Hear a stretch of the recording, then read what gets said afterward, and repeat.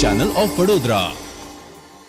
કોમી એકતાના પ્રતીક સમાન જુમ્મા મસ્જિદવાળા બાવાનો 36મા સંદલ શરીફની ઉજવણી કરવામાં આવી હતી। સંદલ શરીફ યાકુતપુરા અજબડી મિલથી શરૂ કરવામાં આવી હતી। મોઇનુદ્દીન બાવા, અમીરુદ્દીન બાવા, કબીર બાવાની આગેવાનીમાં સંદલ શરીફ નીકળ્યું હતું। માંડવી થઈને જમનાબાઈ હોસ્પિટલની ગલીમાં સામાજિક કાર્યકર અકબરભાઈ શેખ, આરીફભાઈ જમાદાર, કાલુભાઈ જમાદાર, અન્ય કાર્યકરો સાથે સંદલ શરીફના આવનારા મહેમાનોનું શરબત પીવડાવીને સ્વાગત કરવામાં આવ્યું હતું।